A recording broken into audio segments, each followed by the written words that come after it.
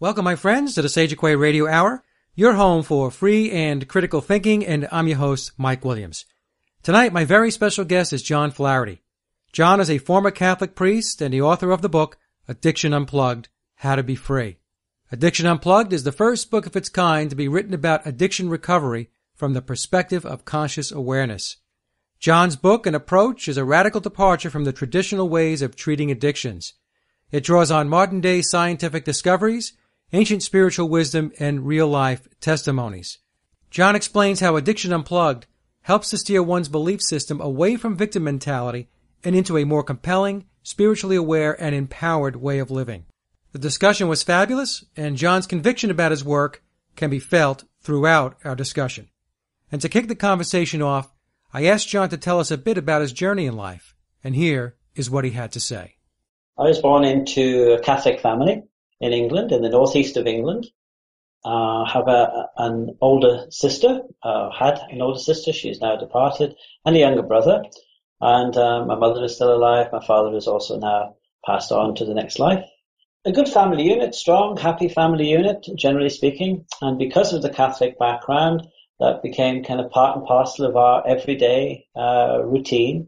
I think from a very, very early time, Mike, of course, because of that, because of my being exposed to the Catholic tradition, and it was such a regular part of our life and living, naturally there was always a kind of a directing that way.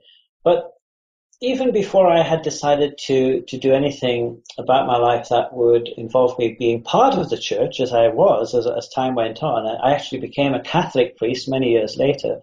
Right from the outset, from about the age of, say, 4 or 5, I was certainly recognizing about myself that not only did I view my own life differently to most other people around me, but that I made sense of life generally so very differently, even to my other family members. And that has continued to be the case. So much so that I've never really been able to settle into any one specific mold, any one particular way of doing life. I've always had the urge or the prompt to want to see if there's more to it than perhaps I have been shown or learned how to do.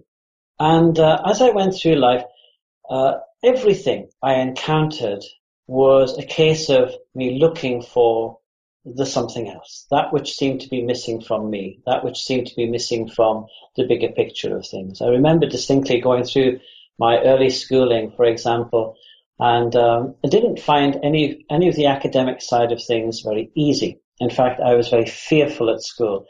I was so frightened of getting something wrong that I rarely actually got anything very right in terms of academics. So it was a struggle. That was because, for the most part, of very fear-mongering teachers who would literally put the fear of God into their students. And certainly anybody like myself that didn't ordinarily have that left-brained way of thinking was always going to struggle, and I did.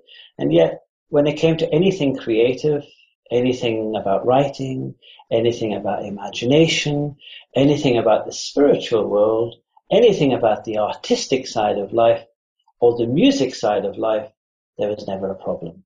And that has continued to be the case. And so more and more I've had to deliberately veer away from that left-sided way of thinking of things to the right-sided brain, and then be able to make perfect sense of everything. I went into the priesthood from a very early age, 11 years old, still a little boy. Went right through the normal schooling years, right through to about 18, and then started into the proper study as such to the priesthood, training in philosophy, theology, the scriptures, ethics, all of those kinds of areas. Again, never finding them particularly easy just to take on at face value, but always kind of looking to see there must be more than this. There must be more to it than what I'm just being given as information to take in. And of course, there is. There's a whole world of differences with all of those subject areas. As I went through that, I distinctly remember being introduced to things like the Trinity, the whole thing of the concept of 3 persons making one God, And there was always a great emphasis on, this is an unfathomable mystery. We can never hope to understand the depth, the purpose of the understanding of three persons, three personas, but making one God, Father, Son, and Spirit. Well, Mike, for the life of me, I could not see what was difficult about that. Because, father-son relationship is that union of oneness that even, in my very young age, I would have known was the one and only message of Christ speaking, I and the Father are one, and the spirit of that is imbued will be the very spirit that in actual fact will always draw you back to that understanding of oneness. Whichever way you look at life and whatever it is you encounter in life, the non-separation from our source will be that at the end of the day would see you through any problem, any difficulty, any diversity, any division. Now that was my very, very simplistic way of seeing things. But as a result, it has served me incredibly well, because the less I allowed myself in a fearful way to be bogged down by the dogmas and the doctrines and the insistencies that subject matters had to be learned and then reiterated and then shared with others in that very, very limited capacity. Of course, I developed the freedom within my own heart and soul to be able to share in a very common sense way that which really did make sense to the ordinary everyday person when they too were wanting to have some discovery of their own spiritual sense of self and indeed their own spiritual understanding of what this thing we call life is. And yet as I went through those years of the priesthood, and then when I did actually leave the priesthood, having really felt that it was incredibly stifling for me to try to limit myself within the parameters of that, lo and behold, as I moved through into different professions, and particularly the one that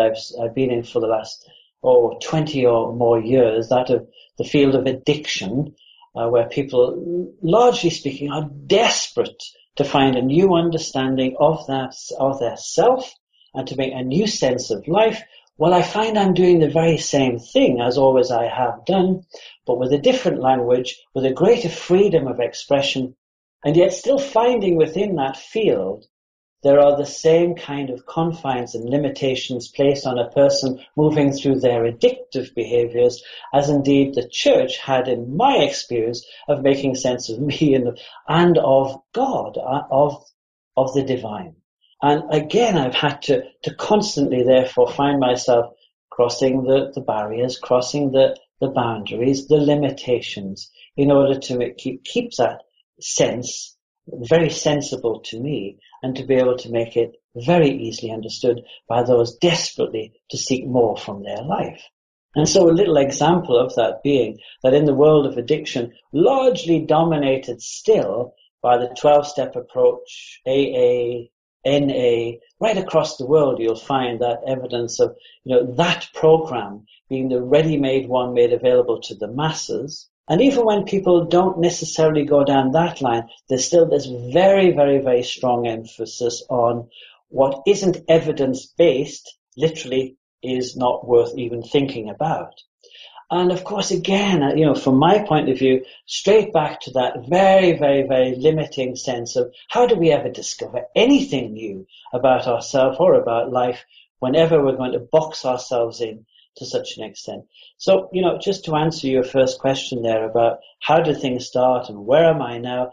I'm one that's constantly been curious, never really been able to settle very easily for those ready-made answers, and certainly not been one that has been able to fit into a box of limitation. And I found it very difficult to allow others to remain in theirs when I've seen a readiness for people to expand and to grow and to develop and to discover the true worth and who they really are and what this thing we call life absolutely is. So, John, some excellent points there, because my own experience is that the society and our culture likes to keep us constrained. It likes to keep us in a box. It likes to keep us left-brain oriented. Sure. Right? Follow the rules. Don't deviate. This is the program. And it keeps people away from their expanded consciousness, away from the spirituality. You talked before about as long as you're not separated from source, things are going to be okay. But it's that separation which creates huge problems for people. That's my personal view, at least. Huge problem. Well, thanks for sharing that, Mike. So we're definitely on the same wavelength. It's not surprising you do what you do, what I'm currently doing, what I think I'm doing, because it's the same kind of doing. But it's the same soul searching. You see, I do believe heart and soul, that my own heart and soul, that your heart and soul, and that every individual heart and soul already knows all that there is to know. And just that our body and mind are literally having to play catch up. Unfortunately, the systems that we have in place, be it religious or be it in the world of addiction treatment and recovery, or in education itself, primarily right across the board, it is that very, very black and white way of this is how it's done. And if you're not doing it this way, then you couldn't possibly be doing it right. And therefore there is the possibility of doing this thing called life wrong. And of course, that's a nonsense, a complete and utter nonsense. I also am with you in the sense that I've come to the realization that it has been very deliberately set out that way, very, very deliberately controlled, manufactured, and there is a high preference for people to be left in ignorance, not utilizing their true potential, not exercising anything at all of their spirit, and allowing their soul to literally cry inside. There must be more to life than this. And indeed there is. Now I've come to the realization that anyone who gets caught up in any form of addictive behavior, and there are a myriad of different ways by which that can be, but we'll take the more obvious ones of alcohol or drug addiction, drug dependency. I have never worked over the 20 or more years with any individual who finds themselves to be in such a place, who does not know that, of course, there must be more to life than their current experience is being experienced. They know that, but for the life of them have not yet been able to give themselves the permission to actually just see it through, express themselves in the manner in which they need to be expressed, and to find, of course, the completion of themselves that they're so much longing to have as their experience. And unfortunately, the various programs and processes that have been made available to us do anything but allow for that. They simply actually add yet another layer, yet another set of rules, dogmas, rituals, regulations, steps to go through, by which we think we have to still make some kind of change, still find some way of improving our lot in life in order to at last meet the requirements of a somebody or a someplace or a something else. And of course, that's such a lie about life. It's so very unnecessary. I find that the same thing that you find, that people are searching and seeking. They know there's something else. They know there's something broader to existence. But what happens is, what I'll hear, and you tell me if you hear the same thing, is they'll say, but you know, Mike, I don't know how to connect. I don't know how to do this. How do you do that? And so what I'm seeing when they say that to me is they're looking, again, for a process. Absolutely. They're looking for a left brain oriented process. There's some way to do this. So could you give me the steps on how to do that? Not realizing that the process is contained and comes from within you. I don't need to give you a map because each person's connection is specific to that individual. It's going to be very specific because we are very unique, and necessarily so that we can each of us bring that uniqueness to the world. It's how we create. We cannot, in fact, not create, Mike. We're all creators. You know, religions don't get very many things right, but the one thing that perhaps they do, and most would agree on, in fact, the term most readily used is, we're made in the image and likeness of the Creator. Now, you know, make of that what you will, but one thing that it is really stating, as clear as day, is if we're in the image and the likeness of, they're one and the same. There is no separation. You know, the source of life that is sourcing you and me and everybody here listening to your program, that source of life is who and what we are. That is who we are. And as a result, we cannot not create. Now, We can be creating havoc in our lives, chaos, Right. or we can be creating absolute magnificence, but we cannot not create. So I lay great emphasis on how important it is for us to become consciously aware of that we can never be separated from the source of life that sources us, and as a result of that we cannot not create, that we're creating all of the time, and that the uniqueness of that creation is crucial to the creation of all that is. So there's no getting anything wrong. There cannot be any such thing as failure. Feedback we get, but failure just does not enter in.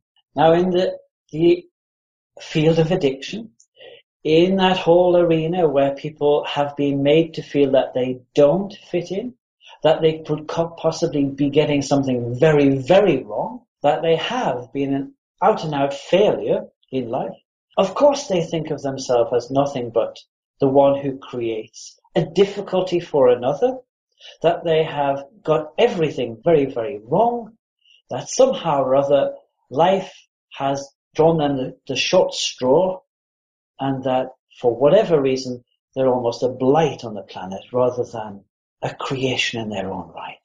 I cannot wear that at all, because I hear the soul of the person crying out, there must be more to life than this, and indeed there absolutely is, and that must be called forth, honoured, absolutely honoured. So in the work that I have been doing over the years, Mike, I see that my work is as helpful and as important to those who are affected by the life of somebody who's caught up in the world of addiction, as indeed it is for the person who is desperately seeking another expression of themselves but hasn't yet found out how to do that. Because that's really what addiction is. It is absolute deep desire, and, full credit to the person who, in their ingenuity, goes to the greatest feats to find out how to quell the otherwise unhappiness that is deeply lying within, the emptiness that they need to absolutely fulfill. And if that comes through excessing in alcohol or with food or with any other substitute for that, hats off to their ingenuity, because yes, it does work. It makes the unbearable momentarily, though it be, more bearable. It works. It works. Mm. It takes away the pain. It removes an emptiness. It dissolves the experience of separation. However, I do believe wholeheartedly, of course, that there's so much more than just stopping off at the spirit in the bottle. In actual fact, the real spirit within is still yearning for completion. And when addiction is going on in the life of an individual, it's far too easy for the system and far too much of an excuse for those related to that person to believe that when they get fixed, all will be well again with the world. I worked for a number of years in a very expensive in the sense of very high fee paying amounts of money to have a son or a partner sent to. It was an all-male residential treatment centre on the west coast of Canada. And, the belief obviously there from family relatives was, as long as I send my son or my husband or my partner off to this place, when he comes back fixed, I might actually be able to accept him again. I might even be able to like him again. It's a little bit of a stretch to think I might be able to love him again after all the devastation he has caused in my life and all the disruption that has gone on because of his behaviors. But I have a feeling that we might then be able to be reconciled. And, Mike, that is such an impossible thing to ask of the person going through their recovery process. Because unlike many of the different programs and treatment services available, I don't believe that the only measure of a person's success is how reconciled they can be to their family members again. Because 9 times out of 10, it has been that very, very unhappy and impossible situation that has led to the person becoming addicted in the first place by actually trying to fit the mold of that which has been set before them. And it's usually by family members. So a person, a young man would come into that recovery treatment center, and because they were out of their environment, because they're out of the way of their regular routine of using drugs or drinking excessively, of course, once their system had detoxed from the process of that, once they were eating more regularly, because they were in a completely different environment with a new routine and new things happening, because they were meeting friends of a similar age group who they could actually interact with more healthily and begin to look after their health, their physical life, their mental capacity, and actually begin to even consider a spiritual aspect, an emotional aspect about themselves, then amazing things began to happen. Because I have never, ever discovered a person who's been in addiction that has had difficulty with the language I have been using to express the very things I'm expressing to you today. That we can never be separated from our source, that we cannot not create, that I am who I say that I am, and finally, that the meaning of life is indeed the meaning that I give to it. Now, when a person begins to allow that newfound discovery about themselves, amazing things begin to happen.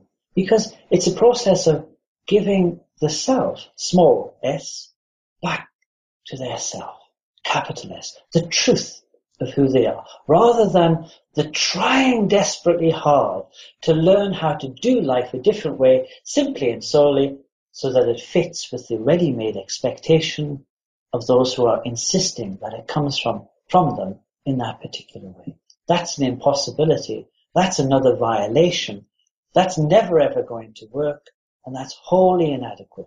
At the same time, however, if a family member allows the same invitation that is coming from life to themselves, as indeed it is to the person in addiction, to grow, to expand, and to see what else life is actually asking of us all, then of course they too can step up to the plate and discover there's so much more about themselves than perhaps they had allowed themselves to see, just as indeed that has been the expectation of their husband, their partner, their son, their daughter, their loved one, who's trying to find the very same self-discovery in their addictive process. It's something, in other words, that affects all and everyone at the very same time. It's a beautiful invitation, if we can see it as that. So even our addictive behaviors can, in actual fact, become the very launching pad, the start of something that yet opens up a vista of opportunity, potential, and most importantly, the freedom to express and to be who you truly are, rather than that tiny, tiny stifled way of who you've learned to become and hoping like hell it will work out for you. Because it won't. It can't. It's not supposed to. Now, John, your approach is shattering paradigms without a question of a doubt. And I'm listening to what you're saying, and John is a 180 from what is traditional treatment methods, and I think it's fabulous. Well, it's good for you to hear. And of course, it would be wrong of me to pretend that the words I'm speaking to you today and to your listeners does not usually have that very same response, because of course it does resonate as long as John gets out of the way of being John, and as long as I can speak from my soul to the soul of the other, of course it will always resonate and make sense. Of course it will, because that's that sameness, that's that oneness, taking judgment completely out of the picture. That's unfortunately what sits right at the heart of most of our current programs, treatment and recovery processes. It's really all a question of, can you get through this obstacle course with your relapse prevention plan, with your moral inventory about yourself, with all the stipulations that, you're now going to try your best to adhere to, attend as many meetings as you possibly can muster, and then you'll be okay. Mike, that's not a living, that's a dying to live, Right. That cannot be our purpose in being here. Well, once an alcoholic, always an alcoholic, right? This is what they're told. What is that? What is that? What is that? And Mike, in actual fact, I'm not making light of this. I know it's a torrid experience, not only for the person going through addictive behaviors and dependencies on any kind of substance or on any kind of activity, but it creates mayhem in the home and the family of anybody trying to be close to that person through that process.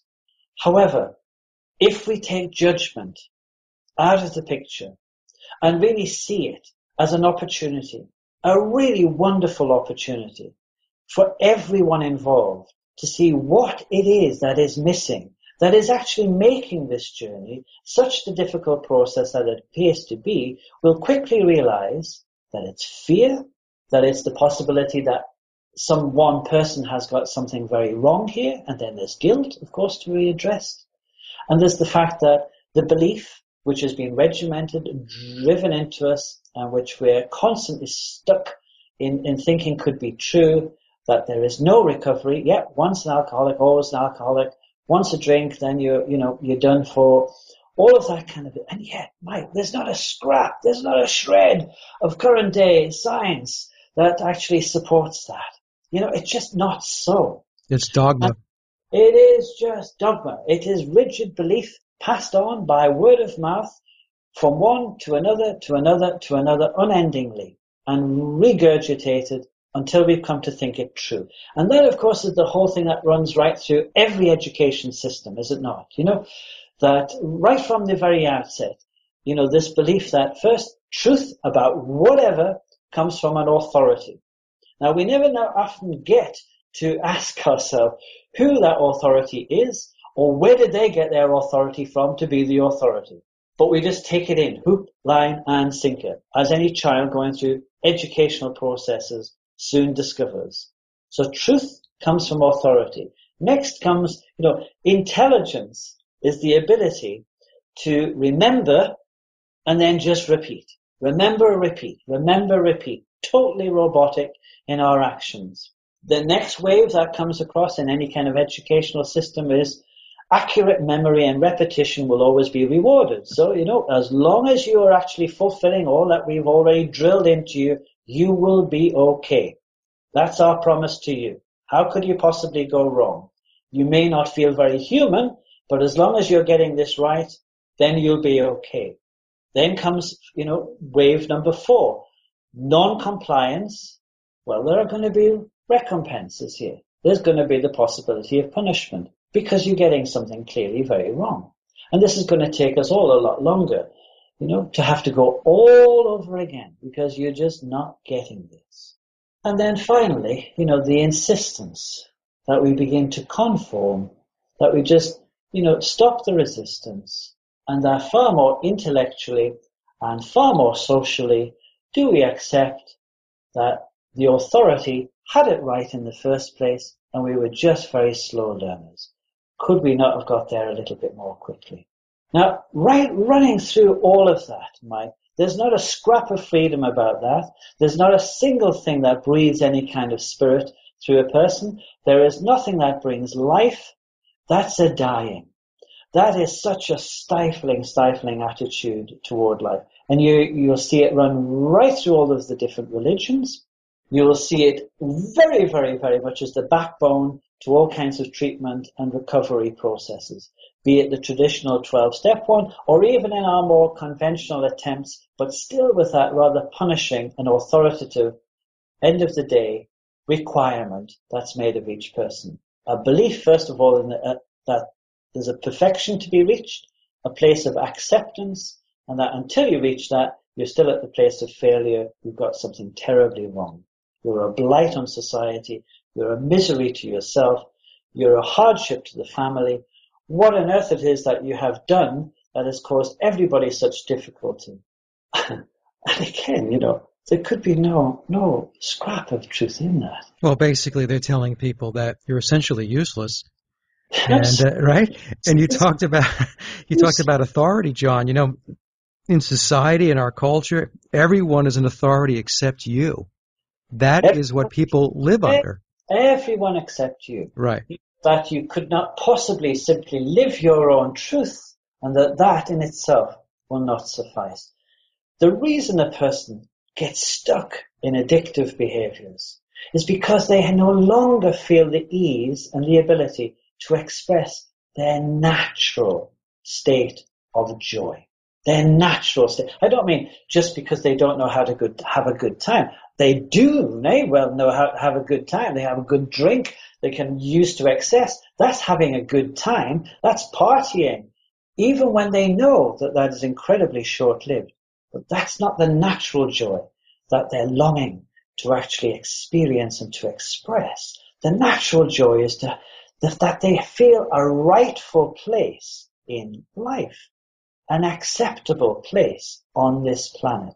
And of course, the origins of any addictive behavior begins in the imprint years, between about the age of 0 in the womb, down to about the age of 6, 7-year-old. That's when everything about life gets to be imprinted on our unconscious mind until it becomes our conscious way of living. And before you know it, we fit the mold exactly in the manner in which our parents particularly, other family members before us, schools that we went to, religions or cultural impacts that were had on us have actually determined that it be so. But of course, as we're doing that, the natural joy, the uniqueness, the expression of our heart and soul is being absolutely squashed out of sight. That's why a person addicts, desperate to find some measure of something else that they can find release from, find expression from, find some kind of semblance of there must be something from life, and I'll try this. I know it won't really suffice, but it's better than the misery of not having a drink or not using. It doesn't take rocket science to work out why a person would use or drink to excess, or eat excessively, or not eat and almost want to disappear, become invisible. They're all behaviors that are learned by desperately trying to fit in to an unreal expectation of somebody who has placed an authority before us, and generally speaking, that's our parents, right from the very beginning. We could have the best parents in the world.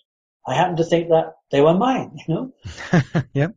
And yet, I know, like all parents, even if we did have wonderful, wonderful people parenting us, will often say, I only want the best for you, don't you? And of course, that's precisely it. That's where the problem lies as much as the solution. Because it is their best. And their best, no matter how wonderful their best is, couldn't possibly be compared to the source of life from which we from which we're sourced.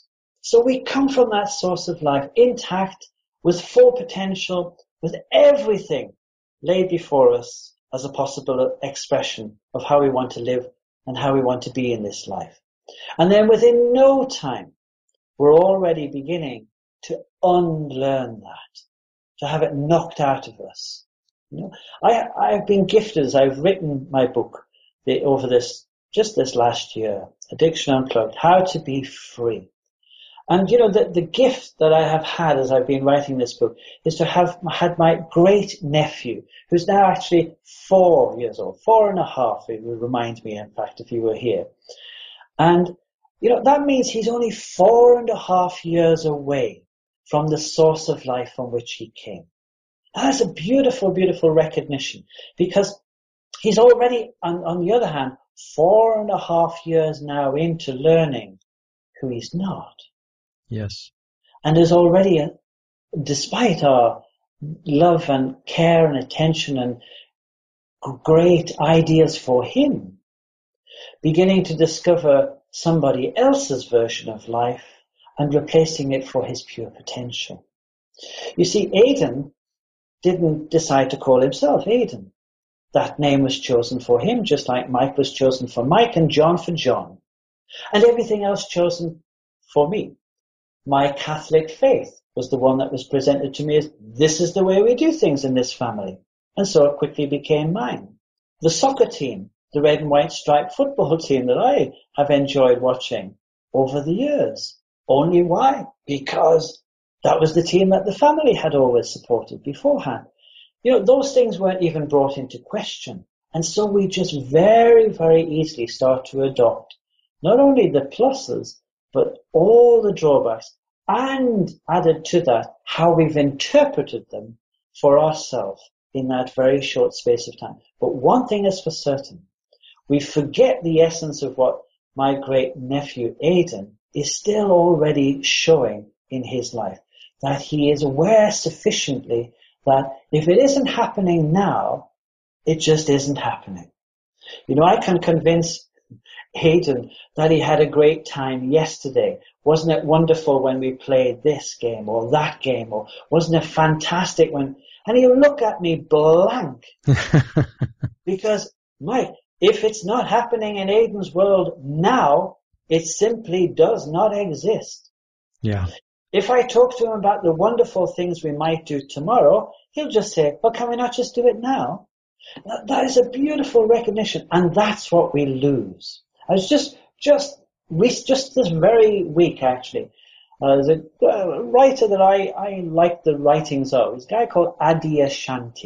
And Addiction is a spiritual teacher, and I just glanced today at a piece of his writing. It says, make no mistake about it. Enlightenment is a destructive process. It has nothing to do with becoming better or being happier. Enlightenment is the crumbling away of untruth. It's seeing through the facade of pretense. It's the complete eradication of everything we imagined to be true. Now, when most people think of enlightenment, they think, oh, isn't it going to be great? We live this lovely, nice, pink, fluffy kind of state of peace and well-being, and everything's just hunky-dory, and everything falls nicely into place, and we don't have to do anything. And of course, not surprisingly, it's very easily debunked.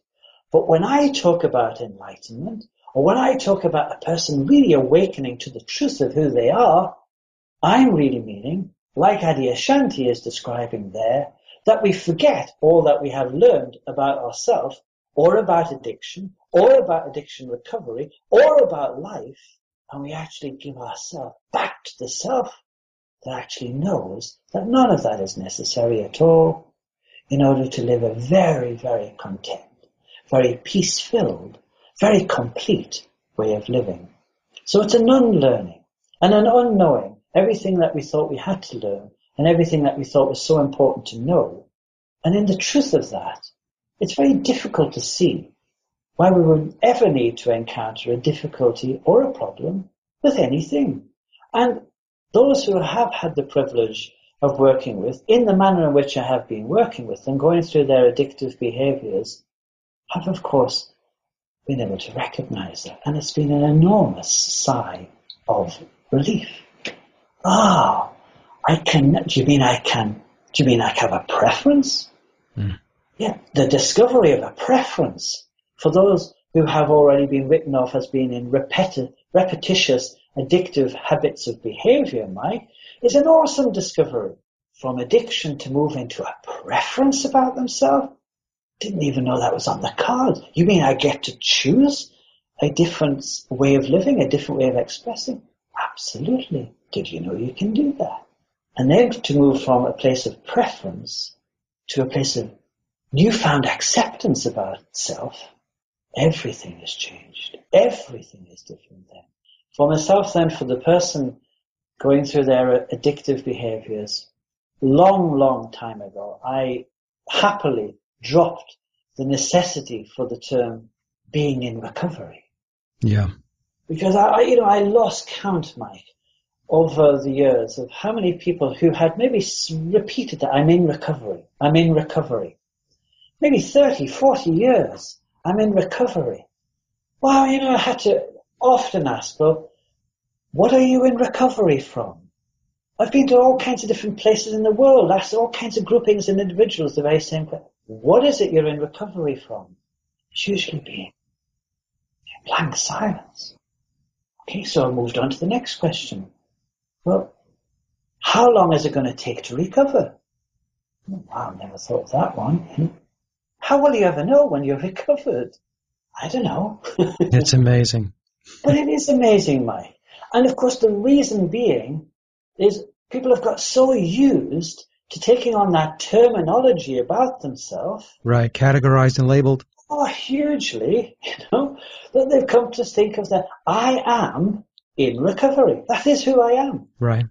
Well, no, just a huge no. That cannot be who you are and all that you are meant to be an expression of.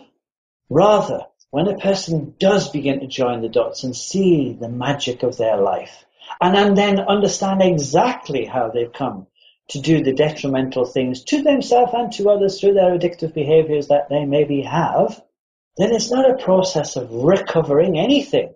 It becomes a process of discovery. What is there to be discovered? We can discover first and foremost who we are not.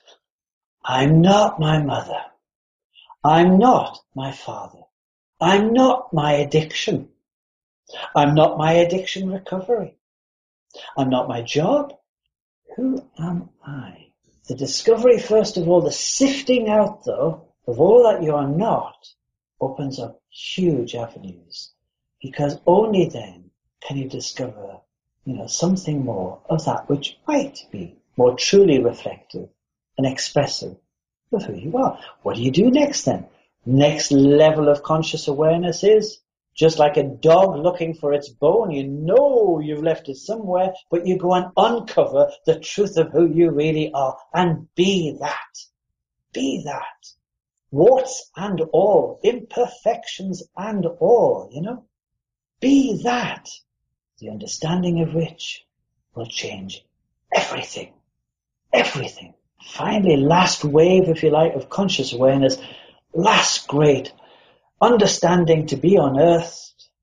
Empower yourself, small s, by yourself, capital S. The understanding of which, just like my great nephew Aidan knows full well, will change everything. Is indeed everything. It's everything. Now, Mike, there's nothing that gives me more joy, my soul more joy, natural joy, when I'm privileged to sit with another person who begins to hear that message and knows in their heart and soul that at last they've found what their heart has been looking for. Yeah, oh, wow. Why was I not shown this earlier? Why are we not taught this in school? Why does this not come through our religions? But it just doesn't. But the truth of it, nonetheless, is always there. It is always, always there. And anyone, who is listening to us today, and, I hope that amongst those who'll be listening to your program today, right, and it's great that you put this station out and made available to people who are either in or have been in that long-term need for recovery from their addictive behaviors, or indeed if there are others who are so worried out of their mind about another person who's going through this and are at an absolute loss about what they can do to assist that process. I really would want to assure every single one of you that, of course, it does not need to be, and it can be a much easier road than we have made it into. And the process of treatment and recovery in itself, woefully inadequate as it has been, is yet to really be hugely expanded. That's my current work. I'd be very, very happy to assist any individual, wherever they are, because of this marvelous thing we call Skype. It is made possible. And, I really would encourage people to make that contact, certainly with myself initially. Whatever they do thereafter, of course, is whatever they do thereafter. But if there's anybody thinking, oh, wow, I've got to hear a little bit more of this at last sounds true and right, this resonates with me, then, I really say, make a little contact with me. I'd be delighted to make that contact and connection. I was just going to ask, John, how potential clients would get involved and engage the process that you have. Yeah. So essentially they would contact you. There would be Skype sessions, those types of things? Sure, Mike. Easiest ways to reach me, well, the website for myself is www.beawarebealive.com. Be Aware, Be Alive, all written as one.com. A direct email address, if they wish to just contact me straight away by email, john.beawarebealive@gmail.com. Once making connection with me that way, we can set up, depending on where you're located, whether or not we want to use Skype, as I'm doing with you today, Mike. Works incredibly well. The ideal, of course, would have somebody in the very same room as me, but, it's like I'm sitting in the room with you here today, Mike, and it does work very effectively, very well. So, yeah, sure, make contact with me.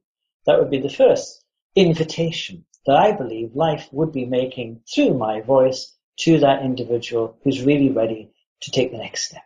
And there's the book, of course, that I have written, Addiction Unplugged, How to Be Free. People for long enough were saying, why don't you write a book? Why don't you write a book?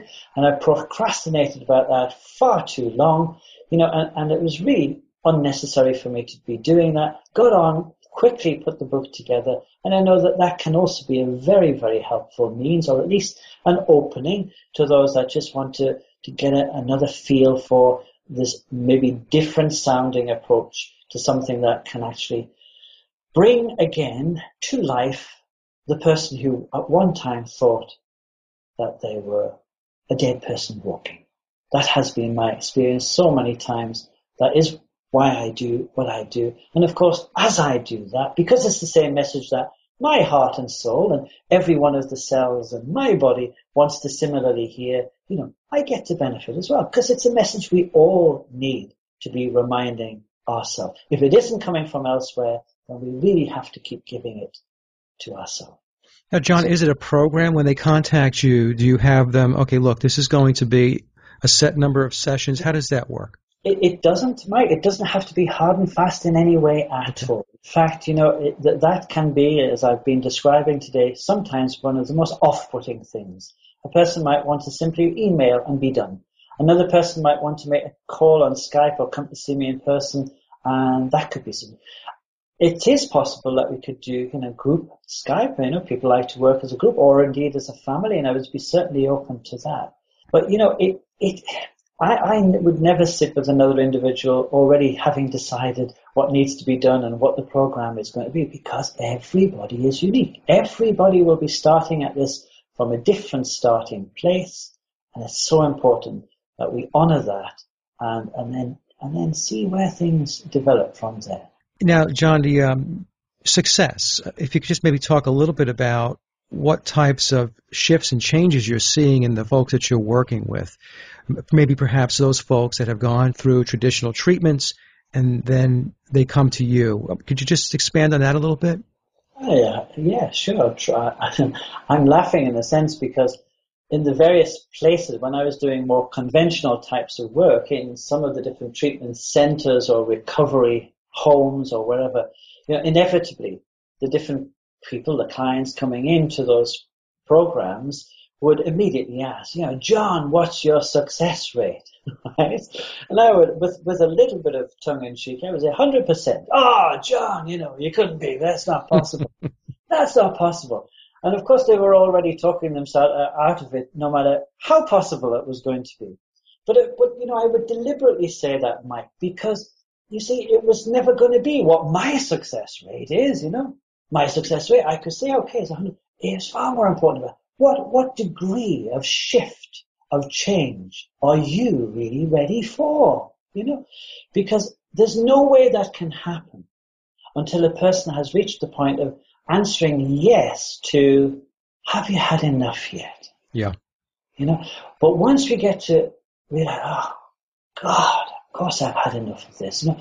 I've exhausted my addiction, and my addictive behavior is exhausting me. And of course I have had enough. Once a person has reached that point, the success is already laid out, if you want to say that, because after that, it's a process of a rediscovery of their truth, of who they really are, which I believe is the bottom, at the very core of every person's addictive behavior, a desperate desire to know that the answer to who they are is what they're driving at, desperately searching for, and which, of course, isn't hidden at all from them. Not at all. And will become very, very apparent once they simply give themselves the permission slip to allow, forget all the things they thought they had to learn and rehash, regurgitate, make work, even though it seemed like totally unworkable. Forget all of that stuff. That's far too much like hard work, and you must have had enough of that by now. And relax and take your rightful place. Speak the truth of every individual and unique thing that you have to offer this world, and you will soon know your rightful place in it without the necessity to be on such self-destruct. So it sounds like clients would need to be committed, motivated. So just, they know that they definitely are done with the other. Yeah. And don't quite know yet, could there possibly be anything else in this life for me? And I would be the one to be saying, my friend, it has only just begun. You have no idea how exciting, how exhilarating the run is from here on in. You know? Come on home. Come and make your way back home.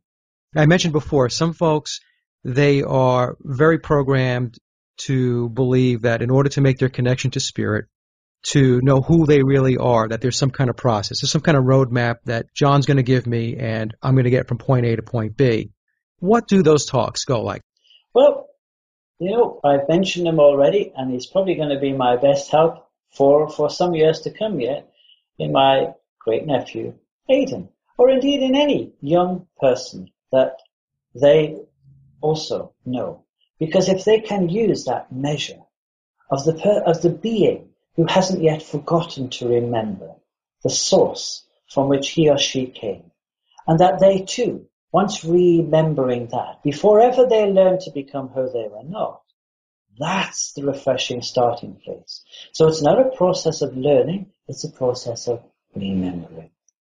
So with that knowledge, with that place of realignment, feeling more congruent with life, it's a forgetting that you're up against it. We're not up against life. Life's just lifing us. What we do with life is another matter altogether. And so we would look at, what have we been doing with life? What thoughts have we been thinking about it that's made it so difficult? What beliefs behind the thoughts have made it seem so impossible? What behaviors stemming from the thoughts have made it seem unbearable? And what life situations have come from the behaviors that have made it seem like you're living in hell? So we'd look at beliefs. Where did the beliefs come from? Are you going to still continue to believe them, even if they appear to be no longer working? Our beliefs create our thoughts. Our thoughts create our behaviors. Our behaviors create our life situations. More of the same life situations, guess what? More of the same beliefs. More of the same beliefs, more of the same thoughts. More of the same thoughts, more of the same behaviors. More of the same, you know. Okay? Right, exactly. So, how do we make change? We interrupt the pattern. Just like you can do on the computer, we do a nice little cut and paste job. We break the loop. Try this as a new belief. Does that one at last feel more true to you? How does it feel? How does it fit? What does life look like through that lens? What thoughts do you have now? What do the thoughts bring about? What behaviors would you now like to behave? What are the life situations that now unfold? So in that sense, of course there's a pattern to it. There's life's pattern. That's how life is working all of the time. And the only thing that perhaps most people in addiction have thought was missing from life was themselves, their self. That has been what has been missing. Their self in it, their truest expression, their grandest version of their greatest vision, if you like. That is what needs to be gently, firmly, directly, lovingly replaced Forget all this fear stuff of, you're going to turn into a pumpkin if you don't go to your meetings, or if you don't keep your relapse prevention plan going, or if something dreadful is going to happen to you. Of course it isn't. Of course it isn't. It's a beautiful, beautiful piece in Alice in Wonderland, because I could tell you my adventures beginning from this morning, said Alice, a little timidly, but it's no good going back to yesterday, because I was a different person then. It's so true. We're changing all of the time, Mike. Everything is changing. Nothing remains unchanged. People like Deepak Chopra years ago reminding us of things like that, wasn't he? That we make a new liver every 6 weeks and a new skin once a month. And, we have a whole new skeleton every 3 months and new brain cells every year. And our DNA is changing every 6 weeks. So, nobody can possibly think that it's impossible to recover from an addictive behavior, learned though it may have been, as a result of very violatory or maybe very abusive circumstances in their imprint years. And sometimes people think, well, I wasn't abused, and I've been addicted for years, but I had a very happy childhood. Well, I assure you, you could not have had.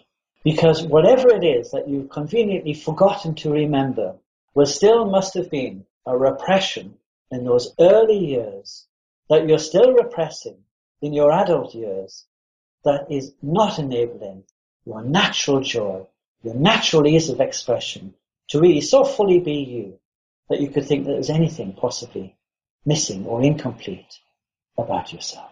So it is important to bring closure and healing to whatever did set the ball rolling in the first place, and which we just continue to accumulate as a belief, added by another thought, a recurring behavior, becoming a life situation, and snowballing to convince ourselves that we're less than, that we're unworthy, that there could be no other way out, because of course that's just keeping the lie in place, forgetting the truth.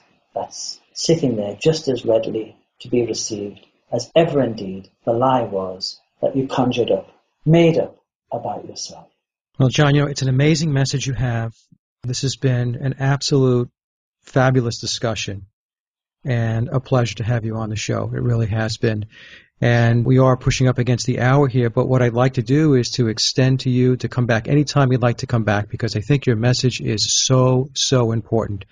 People do need to hear this, and I think they need to hear it more than just once. So you have an open invitation to come back anytime you'd like. That's beautiful, Mike, and I'll certainly take you up on that, because I know that it is important to keep speaking this message. Yes. I believe that this message, and it is this message, I keep saying it, it's the message far more important than the messenger, but the message is a message of life. It really, really is, and that's why I have great privilege, and it is an honor for me to be able to share with the audience, the listeners that you have at present. Thank you for that opportunity, Mike. And again, I hope that any and all of those people who are listening now, or indeed in any future time, will always feel comfortable and at ease, in absolute confidence, to be able to make contact with me, should they so wish. Hopefully pick up the book. That's easy enough to do. Choices. You can either take a look at the book, have a little glance at my website, make direct contact with me, any or all of those things. And I assure you that I will work very, very closely with you, very, very respectfully with you, and absolutely honor the greatness that as yet needs to be unfolded and be made very present in your life, whoever you are at this point in time. Well, thank you, John. Thank you so much again, and I'll definitely keep in touch. Thanks, Mike. All righty. Thanks to you, and really wish you well. Thanks very much. Thank you very much. Bye-bye. Thanks. Namaste. And that concludes my interview with John Flaherty, and I hope you enjoyed the discussion as much as I did. John's book, again, is Addiction Unplugged, How to Be Free, and can be purchased on Amazon.com. His website is BeAwareBeAlive.com. And as always, I'd like to thank everyone for listening and visiting the blog, The Sage of Quay. Also, please take a listen to my album, Leaving Dystopia, by heading to my other website, laboroflovemusic.com. And remember, live in truth and always serve creation. It's really that simple. See everyone next week. Be safe in joy, and God bless.